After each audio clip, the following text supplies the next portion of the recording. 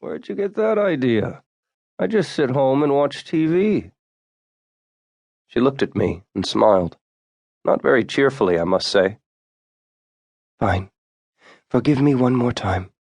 You two be sure to stop by if anything comes up. You really wouldn't like some tea? At home, I walked over to the mirror and stood in front of it for a long time. I looked at what had become of me. If only Seryoga hadn't been wrong back then, and hadn't left me to burn up last in the APC. But he thought I was already done for. That's why he pulled the others out first, the ones who are still showing signs of life. Which means I'm only good for frightening, naughty kids now. Olga lucked out with me for a neighbor. But when we first started construction trade school, they lined us all up in front of the building, and the head teacher said, "You are now the face of the construction industry. Don't let your fathers down." But who was there to let down, really? Our head teacher was obviously out of the loop.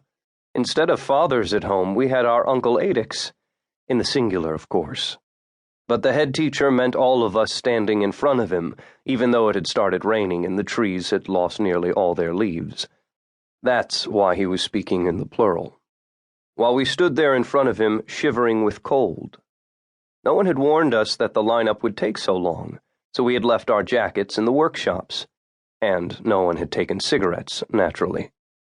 But maybe he was right as far as the generalizations went. Who knows? Maybe by then each one of us had his own Uncle Adix sitting in the kitchen. Mama would say, "Only you don't have to go making that face. Eduard Mikhailovich is helping us out. If it weren't for him, do you know where you and I might have wound up? Your father never even gave us the time of day. Not before the divorce, for sure, and after it he just spat on us. Do you know where we might have wound up?" But I didn't.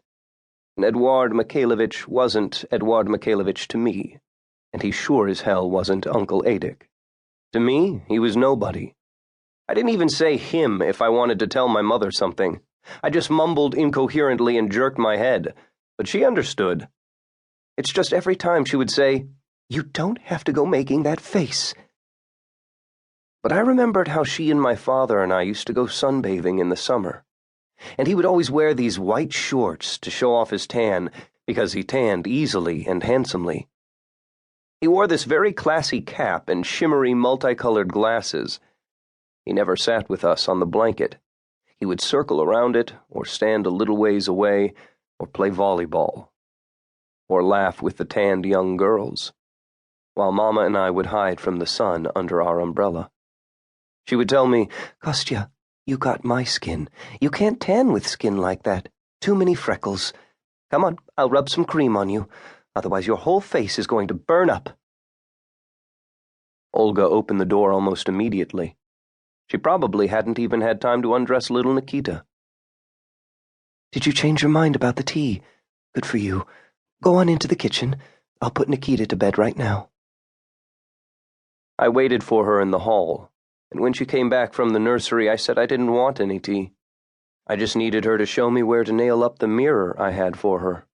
I mean, just set it down, because it was late now and Nikita had gone to bed, so it didn't make any sense to hammer a nail into the wall now, naturally. Then there were the neighbors. Although besides Olga and me, there was just one old man on our landing, and he was deaf. But still, there was Nikita, so it would be better first thing tomorrow morning. For now, I just needed to set the mirror down somewhere. She looked at me in silence and then pointed toward the corner, directly under the coat rack. There was already a mirror hanging on the other wall, the same kind of round mirror, but a little bigger than mine. I straightened up. "It was just left over from my mother. They moved a long time ago, but they left a few things behind. That stupid refrigerator. It must keep your Nikita awake, I'll bet." "No, it doesn't bother him."